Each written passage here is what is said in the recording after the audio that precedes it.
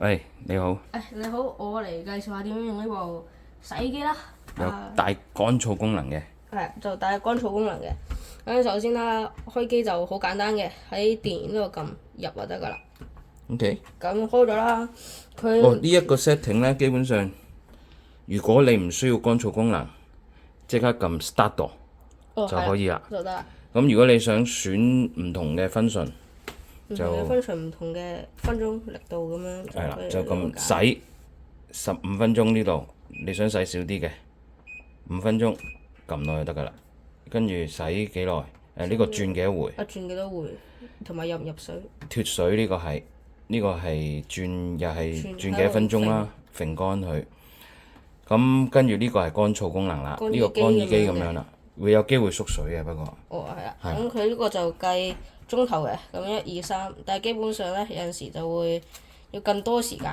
係啦，譬如如果你想咁樣撳衫嘅 set 晒呢啲嘢，跟住之後你就撳 start 就可以㗎啦。藍色呢個就係。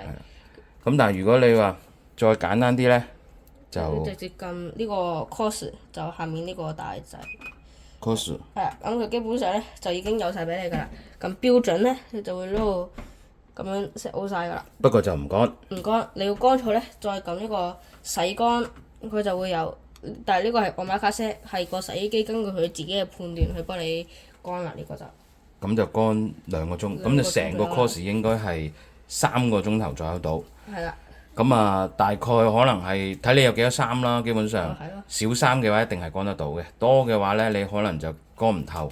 要再自己再揀翻，再啱啱咁個別再乾多次咯，淨係揀乾燥功能咯。咁如果你話喂想行多啲嘅，咁你就行個 course 行呢個毛巾啦。咁毛巾咁你再撳多次洗到乾洗乾啦。咁佢呢個基本上就係部洗衣機嘅極限啦。佢全部最勁嘅分順已經幫你 set 好晒。洗15分鐘呢個並2回加注水。係啦，再脫水最多噶啦，乾燥3個鐘頭。跟住撳 start 就得噶啦。咁樣呢套咧，呢個 setting 咧，大概咧基本上就係會整6個鐘頭左右嘅，所以咧最佳建議時間就係你瞓覺嗰陣時，將啲聽日要着嗰啲衫啊、毛巾啊剩咧，全部放晒落去開機，咁樣聽日咧一起身就有得着啦。好，多謝你。係啦。好，咁聽日着咯喎。好啊。拜拜。拜拜。